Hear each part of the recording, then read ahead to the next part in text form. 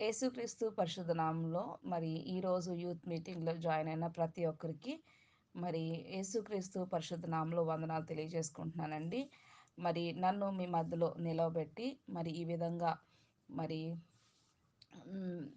కొన్ని విషయాలు దేవుని యొక్క వాక్యం నుంచి మాట్లాడడానికి నాకిచ్చిన ఈ అవకాశాన్ని బట్టి ముందుగా దేవాది దేవునికే మహిమ, ఘనత, ప్రభావాలు నేను చెల్లించుకుంటున్నాను. అలాగే జయశీల సిస్టర్ గారికి కూడా నేను వందనాలు చెల్లించుకుంటున్నాను. మరి ఈరోజు వాక్య ధ్యానంలో మనం ఈరోజు చూడబోయే అంశం ఆదికాండం ఆదికాండం 3వ అధ్యాయం 9వ వచనాన్ని చూద్దామండి. నేను చదువుతాను. బైబిల్స్ ఉన్న వారందరూ తెరిచి చూడాలని ఆశపడుతున్నాను. ఆదికాండం 3వ అధ్యాయం 9వ వచనం. దేవుడైన యెహోవా ఆదామును పిలిచి, నీవు ఎక్కడ ఉన్నావనెను. వాక్య ధ్యానంలోకి వెళ్ళిపోయే ముందు చిన్న ప్రార్థన చేసుకుందాం. మరి చదువుకున్న వాక్య భాగంలో దేవుడైన యెహోవా మరి ఎవరితో మాట్లాడుతున్నాడండి? ఆదాముతో మాట్లాడుతున్నాడు. అక్కడ మాట్లాడింది ఆయన పిలిచి ఒక ప్రశ్న అడుగుతున్నట్టు మనకి కనబడుతుంది. బైబిల్ అంతట్లో చూసినట్లయితే దేవుడు మరి నరునితో మాట్లాడిన మాటల్లో చాలా మాటలు మనకు కనబడతాయి కానీ ఫస్ట్‌గా ఒక ప్రశ్న మనకి కనిపిస్తుంది. ఇది మొట్టమొదటి ప్రశ్న. మరి ఆహ్, సర్వోన్నతమైన దేవుడు ప్రేమతో ఆయన స్వరూపంలో అంటే ఆయన పోలికలో అంటే ఆయన గుణగణాల్లో ఆయన యాట్రిబ్యూట్స్‌ని కొన్ని మనకి కూడా ఇచ్చి మనల్ని చేసుకొని ఇది మంచిది అని చూసి ఏదెను వనం తయారు చేసి ఒక ఇల్లులాగా మరి ఒక ఆదాంకి ఒక సహచరునిచ్చి మరి స్వతంత్రంగా నిజాయితీగా ఈ భూమిని ఈ భూమిని ఏలండి, మీరు అభివృద్ధి చెందండి అని చెప్పి ఒక రాజులాగా బ్రతకమని ఆదాంకి చెప్తే, ఆదాం మాత్రం ఏం చేస్తున్నాడు?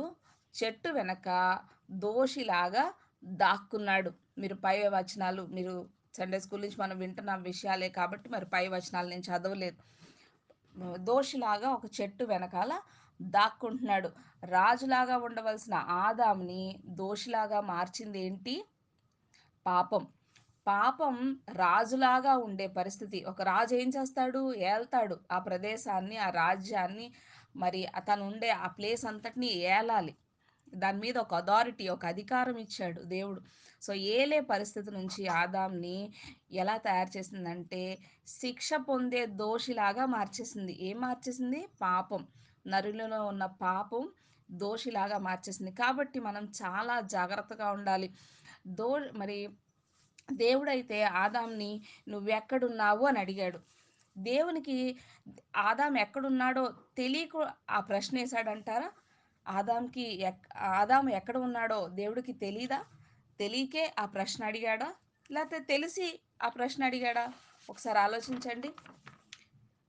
సర్వజ్ఞుడైన దేవుడు అంటే ఇంగ్లీష్‌లో ఆమ్నిసెంట్ అంటారు. అంటే వర్తమాన, భూత, భవిష్యత్ కాలాలన్నిటిని ఎరిగిన దేవుడు మనం అంటాం గదా! ఆల్ఫా, ఒమేగా అని చెప్పి. సో, అన్నిటిని ఎరిగిన దేవుడు. మనమైతే కాలచక్రంలో బంధించబడి ఉన్నాం. మనం కాలం మన మనం కాలచక్రంలోనే మనకి ఒక తెలివి అనేది ఉంటది. దేవుడైతే కాలచక్రానికి ఆవతల ఉన్నవాడు.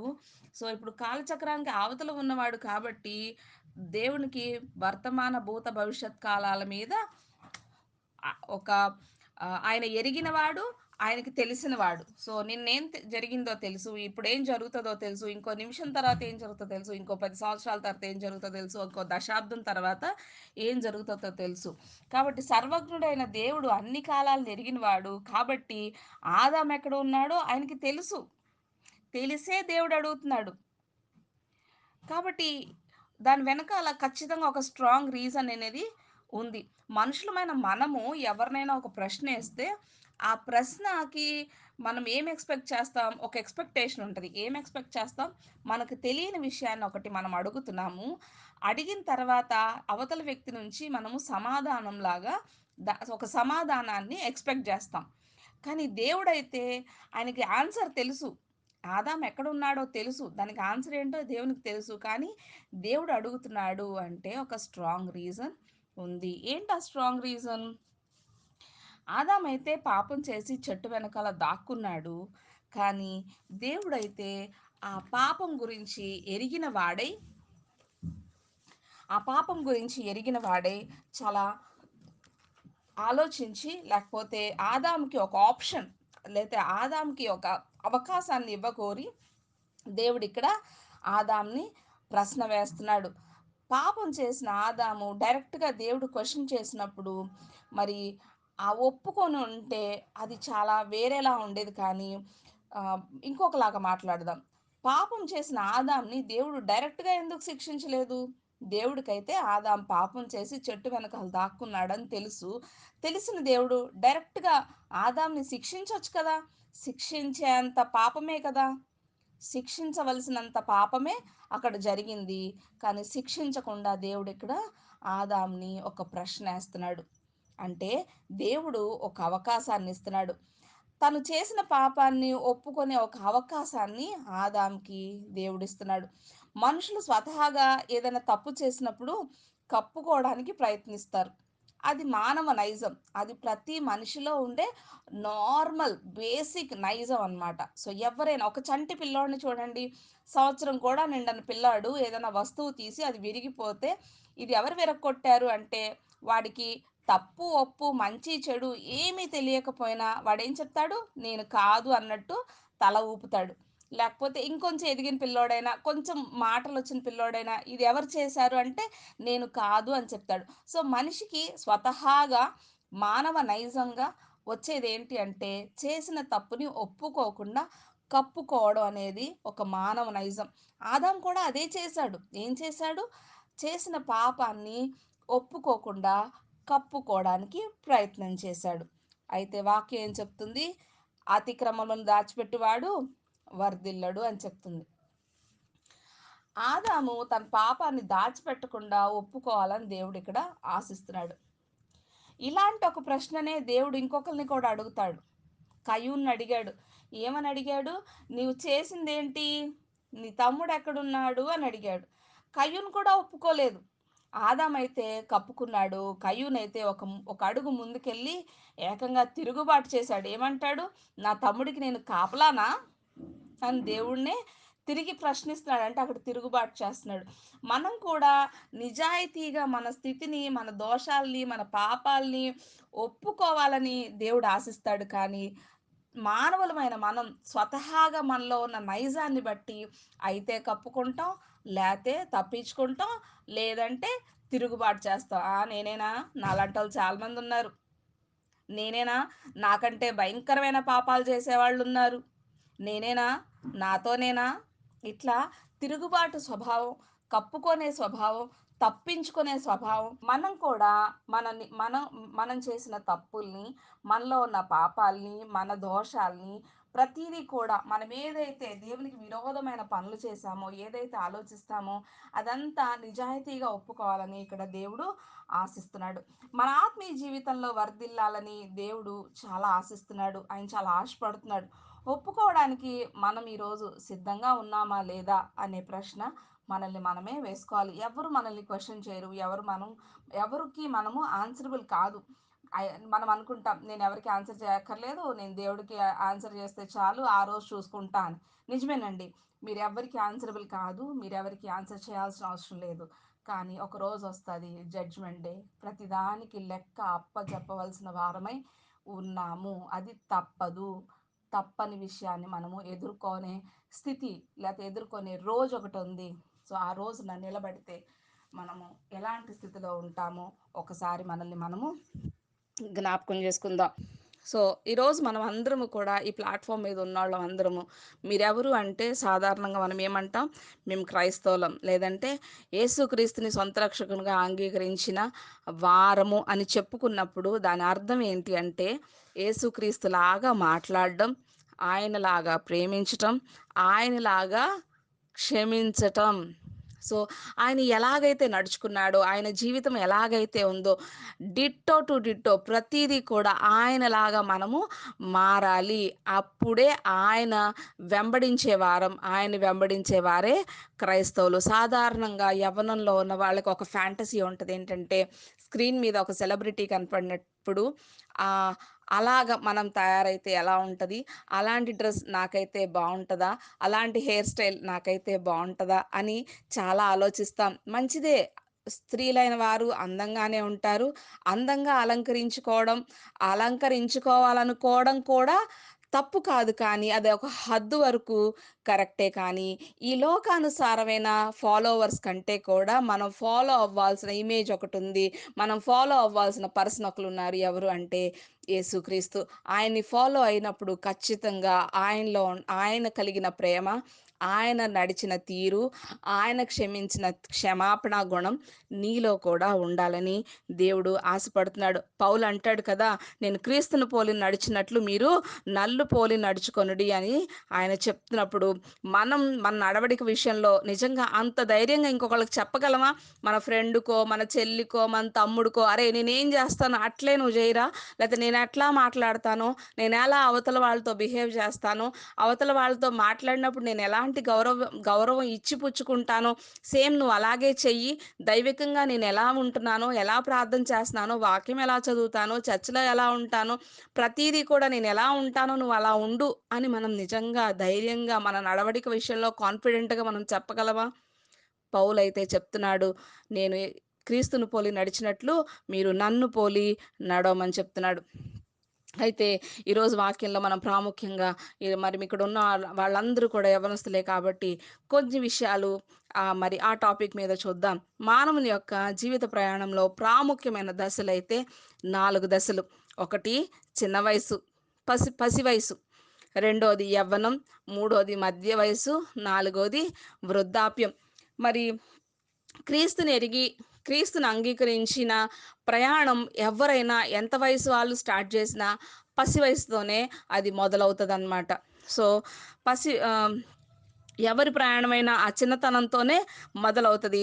అంచెలంచెలుగా పరిణితి చెందుతూ, అంచెలంచెలుగా ఎదుగుతూ, ఎలాగైతే మరి పుట్టిన పిల్లవాడు మొదటి రోజు మొదలుకొని 60 సంవత్సరాల వరకు రోజు రోజు పెరుగుతూ, దినదినం పెరుగుతూ ఎట్లా అయితే ఆ వయసుకి, ఆ పరిణతికి, ఆ మెచ్యూరిటీకి రీచ్ అవుతాడో, అట్లే యేసుక్రీస్తుని అంగీకరించిన వారు కూడా మరి పసి వయసు మొదలుకొని వృద్ధాప్యం వరకు వాళ్ళ పరిణితి అంత ఉన్నతంగాను, అంత మరి అంచెలంచెలుగా ఎదగాలని, అంచెలంచెలుగా వాళ్ళ ఆత్మీయ జీవితం అభివృద్ధి చెందాలని దేవుడు కూడా మరి ఆశిస్తుంటాడు.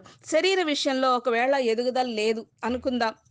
ఒక 10 ఏళ్ల వయసు పిల్ల మరి 5 ఏళ్ల తగినట్టు మాట్లాడుతుంది. మరి 5 సంవత్సరాలకి తగినంతే తింటుంది. 5 సంవత్సరాలకి తగినంతే శరీరాకృతి ఎదిగింది. 5 సంవత్సరాలకి సరిపోయినంతే తెలివితేటలే ఉన్నాయనుకోండి. సాధారణంగా ఏమంటాం? ఒక 10 సంవత్సరాల పిల్లో లేకపోతే 16 సంవత్సరాల పిల్లో, 5 సంవత్సరాల పిల్లో మాట్లాడినట్టు, తిన్నట్టు, నడిచినట్లు తనకు సరిపోయినంత తెలివే ఉన్నట్టు ఉంటే మనమేమంటాం? సాధారణంగా ఏమంటాం? అనారోగ్యం, లేకపోతే తన ఆరోగ్యం సరిలేదు, ఎదుగుదల బాగలేదు, డాక్టర్ దగ్గరికి తీసుకెళ్ళాలి, చూపించాలి అని మాట్లాడతాం. మన ఆత్మీయంగా కూడా మనం పసి వయసులో మొదలుపెట్టిన ఆ ప్రయాణం ఒక అంచెలంచెలుగా పరిణితి చెందకపోతే ఏనాటికి కూడా కొన్ని సంవత్సరాలయిపోయి నేను బాప్టిజం తీసుకొని 10 సంవత్సరాలయింది, 16 సంవత్సరాలయింది, 20 సంవత్సరాలయింది, 60 సంవత్సరాలయింది నేను దేవుడిని నమ్ముకొనని మనం మాట్లాడినప్పుడు నిజంగా అంత పరిణితి మనలో ఉందా? ఇంకా పసి వయసులో ఉన్నట్టే మనం మాట్లాడుతున్నామా? పసితనంలో ఉన్నట్లే మనము ఇంకా ఇంకొకళ్ళ మీద ఆధారపడుతున్నామా? అనే విషయం మనం ఆలోచించాలి. శరీరం విషయంలో అయితే లోపం ఉందంటాం, అనారోగ్యం ఉందంటాం. మరి ఆత్మీయ విషయంలో మనం ప్రయాణం మొదలుపెట్టినప్పుడు పసి వయసులో ఎన్నాళ్ళైనా అలాగే ఉండిపోతే లోపముందంటాం. దేవుడైన మరి యేసుక్రీస్తు ప్రభువారు కూడా నీ వైపు చూసినప్పుడు, అయ్యో! బిడ్డ ఎదగలేదు అని బాధపడతాడు కదా!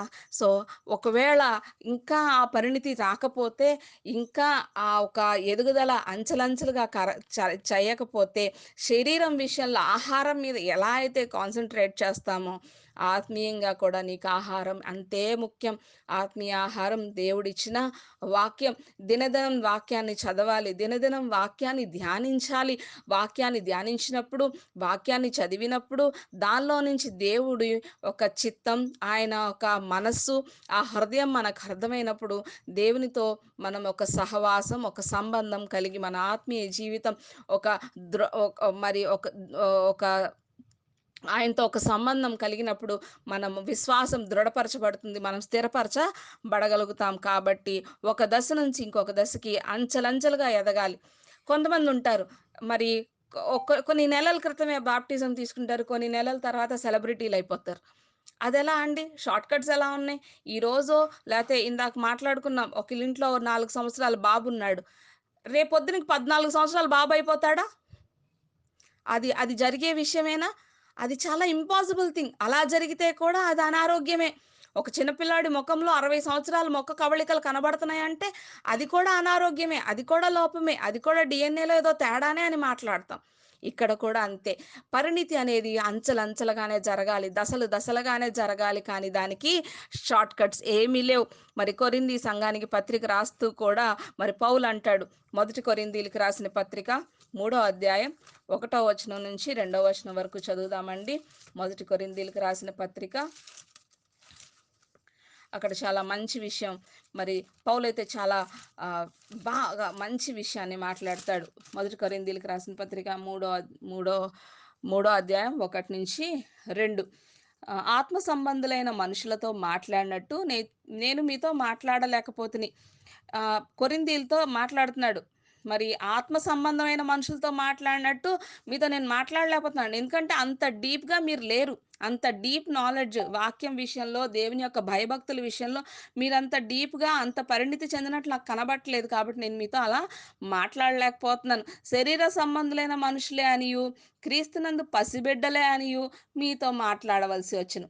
మిమ్మల్ని చూస్తే, మీ యొక్క పరిణితి చూస్తే, మీ యొక్క మెచ్యూరిటీ లెవెల్స్ చూస్తే పసిపిల్లల్లాగే ఉన్నారు. కాబట్టి అలాగే మాట్లాడాల్సొస్తుంది. అప్పట్లో మీకు బలం చాలకపోయినందున పాలతోనే మిమ్మల్ని పెంచితి గానీ, అన్నముతో మిమ్మల్ని పెంచలేదు. మీరింకనూ శరీర సంబంధులై ఉండటం వల్ల ఇప్పుడు మీరు బలహీనులై ఉన్నారు కారా? అప్పుడంటే మీరు చాలా పసి వయసోళ్ళు. అప్పుడప్పుడే మీరు దేవుడిని తెలుసుకున్నారు కాబట్టి మీకు అన్నం పెట్టలేదు నేను. మిమ్మల్ని పాలతోనే పెంచాను. కానీ నేనక్కడి నుంచి వచ్చేసిన తర్వాత మీరు ఎదుగుతారనుకున్నాను. కానీ మీరక్కడే ఉండిపోయారు. మీరిప్పుడు బలహీనులుగా ఉన్నారు. హ్మ్. శరీర సంబంధులై ఉండటం వల్ల మీరిప్పుడు బలహీనులుగా ఉన్నారు. సో, పాలు అనే ఆహారంతో పెంచినప్పుడు మరి కొంచెం పెద్ద వయసైనోడు పిల్లోడికి ఎలాగైతే ఆహారం పెట్టడం మనం స్టార్ట్ జేస్తామో, అలాగే వాక్యాన్ని మనం ఇంకను రోజు రోజుకి మరి ఆ ఒక మాంసాన్ని తింటాం ఎలా అలవాటు చేసుకుంటామో, ఆహారం తినడం ఎలా అలవాటు చేసుకుంటామో, సాలిడ్ ఫుడ్స్‌కి ఎట్లా అలవాటు చేసుకుంటామో, అట్లా మనం అలవాటు వాక్యం విషయంలో కూడా అంత పరిణితికి మనం చెందలేనప్పుడు మన పరిస్థితి కూడా పౌలు ప్రశ్న వేస్తే ఇట్లానే ఉంటది. శరీర సంబంధులై ఉండటం వలన మీతో నేను ఎలా మనుషులతో మాట్లాడినట్టు మాట్లాడాల్సొస్తుంది కానీ, ఆత్మ సంబంధమైన మనుషులతో మాట్లాడినట్లు మాట్లాడలేకపోతున్నానని పౌలు కొరింథీయులతో అంటాడు. ఒకవేళ దేవుడు కూడా ఈరోజు మనలతో ఆ మాటే అంటే మనం ఎంత సిగ్గుపడాలి? మనం క్ హ్మ్. బహుశా మీలో కూడా కొంతమంది దేవుని తెలుసుకొని చాలా సంవత్సరాలై ఉండుండొచ్చు. కానీ కొంతమందైతే ఇప్పుడిప్పుడే తెలుసుకున్న వాళ్ళై ఉండొచ్చు. ఏదేమైనా కానీ ఆత్మీయ జీవితంలో పరిణితి చెందుతూ ఉన్నారా? లేదా? అనే విషయాన్ని రోజు రోజుకి మనల్ని మనమే మెజర్ చేసుకోవాలి. రోజు రోజుకి మనల్ని మనమే చెక్ చేసుకోవాలి. మీ ఎదుగుదల ఒక చోట ఆగిపోతే, ఎలాగైతే ఆగిపోయిన నీరు ఒక చోట కంపు కొట్టిద్దో, లేకపోతే ఆ నీరు ఎలాగైతే తాగటానికి పనికి రాకుండా పోతాదో, మనం కూడా ఒక దగ్గర స్తబ్దుగా నిలబడిపోతే, ఆత్మీయ జీవితంలో ఎదగకుండా ఒక చోట నిలవరమైపోతే ఖచ్చితంగా పడిపోతాం. వాక్యం కూడా చెప్తుంది కదా! నిలుచున్నవాడు తాను నిలుచున్నానని అతిశయింపక పడిపోకుండా జాగ్రత్త పడాలి. ఖచ్చితంగా నిలబడితే పడిపోతాం. సో, మన ప్రయాణం ఎప్పుడు నడుస్తూనే ఉండాలి. ఖచ్చితంగా దేవునిలో మనము పరిగెడుతూనే ఉండాలి. పౌలంటాడు కదా! నేను నా పరుగుని తొదముట్టిచ్చాను. ఒక చోట నుంచుంటే పరుగును తొదముట్టించటం జరుగుతదా? మనం పరిగెట్టాలి కదా! మనం పరిగెడితేనే కదా అవుతుంది. మనల్ని మనమే ప్రశ్నించుకుందాం. పసివాళ్ళై ఉన్నట్టుగా మనం అక్కడే ఆగిపోతే దేవుని యొక్క మరి వాక్యాన్ని సరిగ్గా ఖచ్చితంగా అర్థం చేసుకోలేం. పసిపిల్లలకి ప్రేమ, ద్వేషం, పగ, కోపం, తప్పు, ఒప్పు ఎట్లా అయితే తేడాలు తెలీదో మనకి కూడా వాక్యంలో తప్పేంటో, ఒప్పేంటో తెలీదు. సో, ఎవరేం చెప్పినా వాళ్ళు చెప్పిందే ఆ నిమిషానికి మన హృదయానికి హత్తుకుంటే, ఆ మాట మనకి ఇష్టమైనట్టు అనిపిస్తే, అది తప్పా, రైటా మనకు సంబంధమే లేదు. మనం అది తీసేసుకుంటాం. వాక్యాన్ని సరిగ్గా చదివి మనం పరిణితి చెందకపోతే, వాక్యంలో ఉన్న తప్పేంటో, రైట్ ఏంటో నువ్వు గుర్తించలేకపోతే, పసిపిల్లల్లాగా ఉండిపోతే, ఈరోజు మరి కొన్ని సంఘాలు కార్పొరేట్ సంఘాలుగాను, కొంతమంది పాస్టర్‌లు బిజినెస్ మ్యాన్‌లుగాను తయారవ్వడానికి కారణం మన యువత కాదా? యువతనే టార్గెట్ చేసి ఈ కార్పొరేట్ సంఘాలు, కార్పొరేట్ సంస్థలు గాను, వ్యాపార సంస్థలు గాని ఎదగట్లేదా? కారణం ఎవరు? మీరే, యువతే, యంగ్‌గా ఉన్నవాళ్ళే. ఎక్కడైనా చూడండి. కార్పొరేట్ సంస్థల్లో కార్పొరేట్ ఈ పాస్టర్‌లు అనబడిన వాళ్ళని నేనెవరిని హేట్ చేయట్లేదండి. బట్ మీలో ఆ ఒక ప్యాషన్, ఆ వాక్యాన్ని తెలుసుకోవాలి అనే ప్యాషన్ లేనప్పుడు ఎవరేం చెప్పినా నమ్ముతాం కదా! ఎక్కడైనా చూడండి యవ్వనస్తులనే లేపుతారు. యవ్వనస్తులకే స్వస్థతలు జరుగుతాయి. ఎందుకు అలాగా? ఒక్కసారి ఆలోచించండి. మరి పౌలంతటి వాడే 13 పత్రికలు రాసాడు. పౌలంతటి వాడే వాక్యం చెప్తే బెరియా సంఘం వాళ్ళంట ఇంటికెళ్ళి బైబిల్ తీసి పౌలు చెప్పింది రైటా? రాంగా? అని చూసారంట. దేన్ని ఆధారం చేసుకొని రైటా? రాంగా? అని కొలిచారు? వాక్యాన్ని. వాక్యాన్ని తీసి ఇది రైటా? రాంగా? అని వాక్యం వెలుగులో వెతికారు. మీరు కూడా ఒకవేళ అలవాటు లేకపోతే ఇప్పటి నుంచి, ఈ రోజు నుంచి, ఇప్పుడే ఇప్పుడు విన్న వాక్యాన్నే నేను చెప్తున్నాను పోనీ. అలవాటు చేసుకోండి. విన్నదాన్ని రాసుకోనో, నోట్ చేసుకోనో, మీరు ఇంటికెళ్ళో, మీ ఖాళీ టైంలోనో, మీరు నిద్రపోయే ముందో దాన్ని చెక్ చేయండి. అలా చేస్తే ఎవరు కూడా తప్పుడు బోధలకి పడిపోరు. అలా చెక్ చేస్తే మీకు 2 అడ్వాంటేజెస్ ఉంటాయి. ఒకటి, దేవునితో మీకు మంచి సత్సంబంధం, మంచి సహవాసం, దేవునితో మీకొక క్వైట్ టైమ్, దేవుడే మీకు ఆ వాక్యాన్ని నేర్పించేంత ఒక ప్రెషియస్ టైమ్‌ని మీరు సంపాదించుకుంటారు. రెండోది, బయట ఉన్న తప్పుడు బోధలకు మీరు పడిపోరు. ఖచ్చితంగా ఈ 2 అడ్వాంటేజెస్ మీ లైఫ్‌లో కనిపిస్తాయి. సో, ఈ రోజు నుంచైనా ఈ యొక్క వాక్యాన్ని చదవడం, దాన్ని ధ్యానించటం. చదవడం అంటే రోజుకి ఇన్ని అధ్యాయాలు చదవాలి, సంవత్సరంలో బైబిల్ అయిపోవాలి, లేకపోతే పక్కింటి వాళ్ళకన్నా, లేతే చర్చ్‌లో నా తోటి వాళ్ళకన్నా నేనే ముందు బైబిల్ కంప్లీట్ చేయాలి. లేతే వాళ్ళు 10 సార్లు చదివితే నేను 100 సార్లు ఇట్లా కాంపిటీషన్ కాదు. న్యూస్ పేపర్‌లాగా పొద్దున్నే లెగంగానే క్యాలెండర్‌లో వాక్యం చదవడం కాదు వాక్య ధ్యానం అంటే. రోజు ఒక క్వైట్ టైమ్‌ని పెట్టుకోండి. మీ మీ యొక్క స్కెడ్యూల్‌ని బేస్ చేసుకోండి. మీరు కొంతమంది చదువుతుండుంటారు. కొంతమంది వర్క్ చేసేవాళ్ళు ఉండుంటారు. మీ స్కెడ్యూల్స్ మీకు తెలుసు. మీకు ఏ టైంలో ఫ్రీ ఉంటదో. దేవుడు పొద్దున్న 3 గంటలకే వినడు. దేవుడు ఎప్పుడు చేసినా ప్రార్థన వింటాడు. కాబట్టి మీ స్కెడ్యూల్‌ని బట్టి మీరు ఫ్రీ టైమ్‌ని కొంచెం ఏర్పాటు చేసుకొని, ఆ ఫ్రీ టైమ్‌లో మిమ్మల్ని ఎవ్వరు డిస్టర్బ్ చేయకుండా, మీ ఫోన్‌లు కూడా ఫ్లైట్ మోడ్‌లో పెట్టుకొని, మీరు ఒక క్వైట్ టైమ్‌ని దేవునితో గడపడానికి స్టార్ట్ చేయండి. ఆ వాక్యాన్ని ధ్యానించండి. ఒక్క లైనే చదవండి. లేతే 2 లైన్‌లే చదవండి. కానీ ఆ 2 లైన్‌ల మీద పట్టు సంపాదించండి. ఆ వాక్యాన్ని ధ్యానించండి. దేవుని యొక్క మనసు, దేవుని యొక్క చిత్తం నిజంగా ఆ వాక్యంలో ఏముందో ధ్యానించడానికి ట్రై చేయండి. ఖచ్చితంగా దేవుడు మీతో ఆ వాక్యంలోంచి మాట్లాడతాడు. వాక్యం చెప్తుంది కదా! ఎవళ్ళు దేని చేత త్రొట్రిల్తారంటే, ఏ కారణం లేకుండానే త్రొట్రిల్తారంట. సో, మీరు ఎంత జాగ్రత్తగా ఉండాలి. లోకంలో ఎన్ని టెంప్టేషన్స్ ఉంటాయి. ఎన్ని శోధనలుంటాయి. దేనిలో అయినా పడిపోతాం కదా! ఏ కారణం లేకుండా అయినా పడిపోతాం. సాధారణంగా యవ్వనంలో ఆలోచనలెలా ఉంటాయంటే, నాకే అంతా తెలుసు. నాకు తెలిసిందే రైటు. నేను చేసిందే కరెక్టు. ఇలాగే ఉంటాయి ఆలోచనలు. నేను కూడా యవ్వనం అనే దశ నుంచి దాటొచ్చాను కాబట్టి అంత కాన్ఫిడెంట్‌గా చెప్తున్నా. నేను కూడా అనుకునేదాన్ని, మా అమ్మకేం తెలుసు? మా నాన్నకేం తెలుసు? బయటికెళ్తే తెలుస్తది. కాలేజ్‌కెళ్తే తెలుస్తది. మీరు కాలేజ్‌కెళ్లారా? సో, నాకే తెలుసు. నాకు తెలిసిందే రైటు. నేను చేసిందే కరెక్టు. మీరు చేసింది తప్పు. ఇట్లా సాధారణంగా యవ్వనస్తులమైన మనము ఇలాగే ఉంటాం. ఇలాగే మాట్లాడతాం. కానీ మన ఆలోచన తప్పని ఎప్పుడు తెలుస్తదో తెలుసా? మనకి పెళ్ళయ్యి, మన కడుపున ఒక బిడ్డ పుట్టి, వాడు యవ్వనంకొస్తే, వాడు సేమ్ ఇలాగే ఆలోచిస్తాడు గదా! "నీకేం తెలుసమ్మా? నీకేం తెలుసు నాన్న" అంటే అప్పుడు తెలుస్తది నిజమే కదా! నేను నా యవ్వనంలో ఇలాగే అనుకున్నాను. ఇది తప్పు. ఈరోజు నా కొడుకు చేసేది తప్పు. నా కొడుకు ఆలోచన తప్పు అని తల్లి స్థానంలోనో, తండ్రి స్థానంలో ఉన్న మనకి అర్థమవుతది కానీ, యవ్వనంలో ఉన్నోళ్ళకి అర్థం కాదు. కాబట్టి మీకొక ఆ! కాషన్, ఒక హెచ్చరిక, ప్రేమతో కూడిన ఒక హెచ్చరిక మీకివ్వాలనుకుంటున్నాను. ఏంటంటే, దినములు చెడ్డవి గనుక ఆ వాక్యాన్ని చూద్దామా అండి? ఎఫెసీయులు రాసిన పత్రిక, ఎఫెసీయులకు రాసిన పత్రిక, 5వ అధ్యాయము 15వ వచనం. ఎఫెసీయులకు రాసిన పత్రిక 5వ అధ్యాయము 15వ వచనం.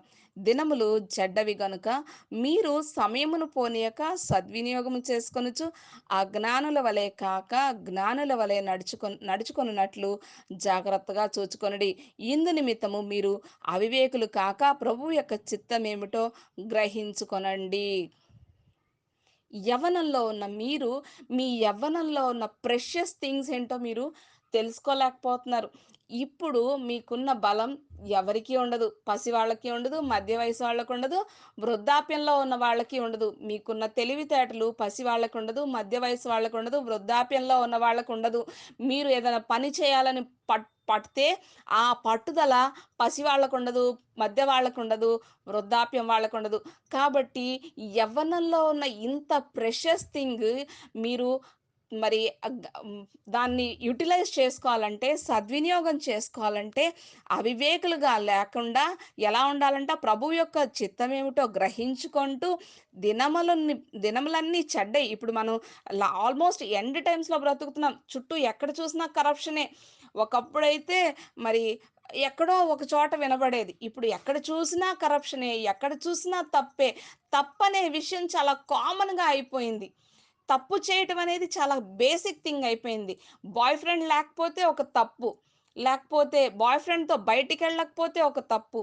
ఇట్లా చాలా తప్పైన విషయాలు కూడా ఇప్పుడు చాలా కామన్‌గా అయిపోయి, ఆ కామన్ థింగ్స్ కూడా ఇంకా భయంకరమైన స్థితుల్లోకి వెళ్ళిపోయే రోజుల్లో మనం బ్రతుకుతున్నప్పుడు, యవ్వనంలో ఉన్న మనము ఎంత జాగ్రత్తగా, ఈ లోకం మనల్ని లాగుతున్నప్పుడు ఎంత జాగ్రత్తగా ఉండాలి. దినములు చెడ్డవి కనుక మీరు సమయమును పోనీయకుండా మీ యొక్క సమయాన్ని సద్వినియోగం చేసుకోవాలని, మీరు అజ్ఞానుల వలె కాక ఎప్పుడో మీకు ఒక 40 ఏళ్ళో, ఒక 50 ఏళ్ళో వచ్చి, అయ్యో మా యవ్వనంలో ఇలా మాకు తెలియలేదు, అప్పుడు యుటిలైజ్ చేసుకుంటే బాగుండేది అని మన టైం అంతా వెళ్ళిపోయిన తర్వాత అనుకోకుండా ఇప్పుడే జ్ఞానుల వలె నడుచుకున్నట్లు జాగ్రత్తగా చూసుకోండి. ఇందు నిమిత్తము మీరు అవివేకులుగా కాక ప్రభువు యొక్క చిత్తమేంటో ఇప్పుడే తెలుసుకోండి. ఇప్పుడు తెలుసుకుంటే మీకు 20, 25, 30 ఉన్నాయి అనుకోండి. ఇప్పటి నుంచి 45, 50 వరకు ఒక 10 సంవత్సరాలు దేవునితో సహవాసం, సంబంధం ఎంత దృఢంగా ఉంటది. ఎంత పరిణితి చెందిన వాళ్ళవుతారు. లేకపోతే మీ విశ్వాసం ఎంత స్ట్రాంగ్ అవుతదంటే, మీరు అనేకులకి మరి దేవుని యొక్క మార్గాన్ని చూపించే టార్చ్ లైట్‌లా పనిచేస్తారు. అనేకులకి మరి వాళ్ళ హృదయాల్లో ఉప్పు వేసినట్టుగా వాళ్ళ హృదయాల్లో మీరు సువార్తను నాటగలుగుతారు.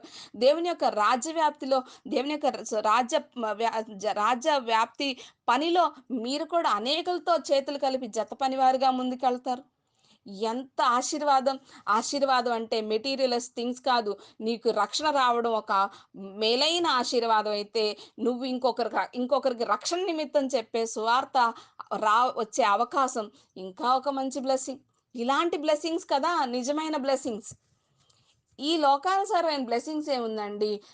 ఈ ఈ శరీరం ఉన్నంత వరకు ఆటిల్ని మనం ఎంజాయ్ చేయగలుగుతాం. అయితే మన పౌరస్థితి ఎక్కడుంది? పరమందుంది. ఒకవేళ అక్కడేం బ్లెస్సింగ్స్ లేకపోతే, అక్కడ అందరికి కిరీటాలుండి మనమే పేదవాళ్ళుగా ఉండుంటే, అసలు మనం ఆ పట్టణంలో అడుగు పెట్టగలిగే స్థితిలో ఉన్నామో లేదో తెలియకుండా భ్రమలో బ్రతుకుతుంటే, అప్పుడు మన పరిస్థితేంటి? అప్పుడు మన పరిస్థితేంటి? ఆత్మీయంగా అభివృద్ధి చెందాలని దేవుడు మన కోసం ఎదురు చూస్తున్నాడు. సమయం అనేది చాలా విలువైంది. సమయాన్ని పోనివ్వకండి. మరి మనం స్కూల్లో చదువుకున్నప్పుడు కూడా చెప్తారు గదా! Time is gold. అది పోతే మరి దొరకదు. ఇప్పుడు ఇంతసేపు మనం మాట్లాడుకున్నాం. ఇప్పుడు టైం ఎంత? 8 అవుతుంది. మళ్ళీ నాకు సాయంకాలం 7 కావాలంటే వస్తదా అండి? మళ్ళీ మనకు టైం సాయంకాలం 7 ఒక గంట క్రితమే. మనకు తిరిగి రాదు. కాబట్టి మన సమయాన్ని మనం చాలా జాగ్రత్తగా చూసుకొని దాన్ని సద్వినియోగం చేసుకోవాలి. శరీరం ఎప్పుడూ కూడా ఆత్మకు విరోధంగానే పనిచేస్తది. మరి రోమపత్రిక విషయంలో 7వ అధ్యాయం, 8వ అధ్యాయం మీరు చదవడానికి ప్రయత్నం చేయండి. అక్కడ మీరు చూసినట్లయితే దీన్ని చాలా బాగా అర్థం చేసుకోవచ్చు. శరీరం ఎప్పుడూ కూడా దేవునికి విరోధంగానే పనిచేస్తది. ఆత్మకి విరోధంగానే పనిచేస్తది. ఈ శరీరం ఎప్పుడూ కూడా లోకాన్ని, లోకానుసారమైన విషయాల్ని కోరుకుంటది, ఆకర్షిస్తుంటది. ఈ శరీరం ఎప్పుడూ కూడా ఆ లోకానికి పడిపోతది. కానీ మరి వాక్యం ఏం చెప్తుందంటే, లోకంతో స్నేహం చేసిన వాడు దేవునికి విరోధవుతాడు. నువ్వు లోకంతో స్నేహం చేయాలనుకుంటావా? దేవునితో స్నేహం చేయాలనుకుంటావా? దేవునితో స్నేహం చేసిన వాడు లోకానికి విరోధి. లోకంతో స్నేహం చేసిన వాడు దేవునికి విరోధి. నువ్వు ఏ సైడ్ నిలబడతావు? ఏ పక్కన నిలబడతావు? నువ్వు ఏ జట్టులో నిలబడతావు? నీకు నువ్వే ఒక్కసారి ఆలోచించుకో. అయితే తప్పు చేసిన ఆదామైతే చెట్టు వెనకాల దాక్కున్నాడు. చెట్టు ఆకులతో సిగ్గు కప్పుకోవడానికి ప్రయత్నం చేశాడు. చెట్టు ఆకులు కట్టుకుంటారు. కచ్చడాలు కట్టుకున్నారు. కానీ పరిష్కారం అదా? చెట్టాకులు ఒక రోజుకి ఎండిపోతాయి, రాలిపోతాయి. సిగ్గు బట్టబయలైపోద్ది. అయితే అక్కడ దేవుడు ప్రశ్నిస్తున్నాడు. ప్రశ్నించిన దేవుడు మనలో తప్పెంచడానికి కనుక మనం అనుకుంటున్నామా? ఆ నిమిషానికి బాధ కలగొచ్చు. ఆ నిమిషానికి వేదన కలగొచ్చు. ఆ నిమిషానికి సిగ్గైపోవచ్చు దేవుడి దగ్గర మనం. కానీ ఆ మారు మనసులో నుంచి వచ్చే ఆ దుఃఖం, ఆ మనం ఒప్పుకున్నప్పుడు కలిగే దేవుని దగ్గర నుంచి వచ్చే ఒక క్షమాపణలోంచి వచ్చే ఒక ఆనందం, అది దైవికమైన ఆనందం. మనం ఒప్పుకున్నప్పుడు ఖచ్చితంగా దేవుడు మనలో లోపాన్ని ఎంచటానికి కాదు కానీ, ఒప్పింప చేసిన తర్వాత మరి ఒప్పింప చేసిన తర్వాత దేవుడు దానికి లేకపోతే మనం చేసిన పాపానికి ఒక పరిహారం కూడా చూపిస్తున్నాడు. దేవుడు ఆదాముని పిలిచి అక్కడ ఒక ప్రశ్న వేసినప్పుడు ఆదాము అక్కడ సిగ్గుపడ్డాడు. నేను తప్పు చేశాను. లేకపోతే ఇలాగ నా భార్య వలన నేను ఇలా తప్పు చేశాను అన్నప్పుడు దేవుడైతే అక్కడ ఆ కాన్వర్జేషన్ అంతా మీకు తెలుసు. ఒకళ్ళ మీద ఒకళ్ళు నిందలేసుకుంటారు. అది అంతా డిఫరెంట్ స్టోరీ. కానీ ఫైనల్‌గా దేవుడు అక్కడ ఏం చేశాడు? పాప పరిహారార్థం అక్కడొక పర్మనెంట్ సొల్యూషన్ చూపించాడు. ఏంటా సొల్యూషన్ అంటే కిందకి వెళ్లి మీరు చూసినట్లయితే ఆదాంకి చర్మపు చొక్కాయల్ని దేవుడే ఇచ్చాడు. చర్మపు చొక్కాయలు ఎక్కడి నుంచొచ్చినాయి? వాళ్ళు చేసిన పాపానికి నిమిత్తమై పాప పరిహారార్థ బలి దేవుడే చేసి ఆ చర్మాన్ని ఆదాముకి, అవ్వమ్మకిచ్చి సిగ్గు కప్పాడు. అది కదా పరిష్కారం. ఆకులు కట్టుకోవడం కాదు. కప్పిపుచ్చుకోవడం కాదు. ఈరోజు నిన్ను నన్ను విడిపించటానికి నీవు నేను చేసిన ఆ శాపాల్ని మన నుంచి తొలగించటానికి, ఆ పాపాల నిమిత్తమే పాప పరిహారార్థం చెల్లించడానికి దేవుడే పాప పరిహారార్థ బలి అర్పించాడు. ఆయన్నే అర్పించుకున్నాడు. అయితే ఈరోజు మనల్ని పిలిచిన దేవుడు, మనల్ని ప్రశ్నించే దేవుడిని మనము విన్నప్పుడు, ఆ ప్రశ్న మనల్ని సంధించినప్పుడు మనం ఒప్పుకుంటున్నామా? కప్పుకుంటున్నామా? తప్పించుకుంటున్నామా? ఆలోచించుకోవాలి. అయితే ఈరోజు క్రీస్తులో నీవెక్కడ ఉన్నావు? ఈ ప్రశ్న దేవుడు ఈరోజు నన్ను కూడా అడుగుతున్నాడు. క్రీస్తులో నీవెక్కడ ఉన్నావు? ఆలోచించుకుందాం. మనల్ని మనమే పరీక్షించుకుందాం. ప్రార్థన చేసుకుందాం.